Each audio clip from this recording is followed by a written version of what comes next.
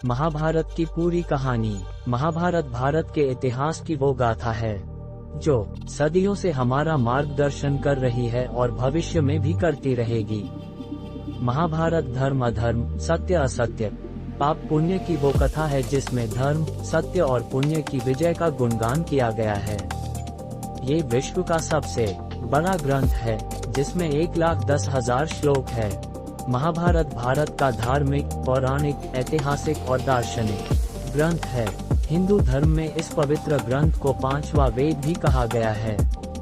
विश्व का सबसे पवित्र ग्रंथ श्रीमद् भगवद गीता इसी महाकाव्य में समाहित है। भारत देश को भारत नाम देने वाले राजा की कहानी भी इस ग्रंथ का एक हिस्सा है। महाभारत के रचयिता श्री वेदव्यास जी है, लेकिन महाभारत को वेदव्यास जी ने सिर्फ बोलकर सुनाया था। भगवान श्री गणेश ने वेदव्यास जी की वाणी को सुनकर इस महाकाव्य को लिखा था।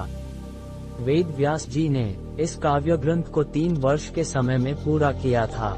इस प्राचीन ग्रंथ में हर प्रकार का ज्ञान समाहित है, जिसमें धर्मशास्त्र, अर्थशास्त्र, वास्तुशास्त्र आदि शामिल है। महाभारत के अलावा इसके 2 अन्य नाम भी है।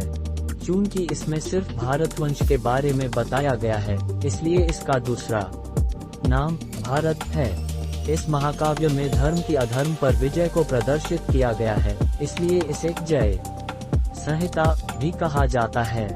महाभारत इतनी विशाल है कि इसे ऐसे समझाना बहुत मुश्किल है, लेकिन हमने अपनी कड़ी मेहनत से आपको इसे एक छोटे से प्रारूप में समझाने की कोशिश की है।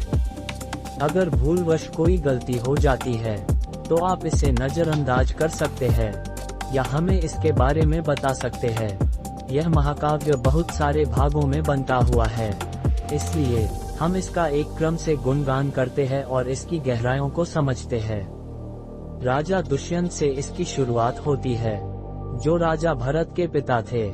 भरत की माता का नाम रानी शकुंतला था।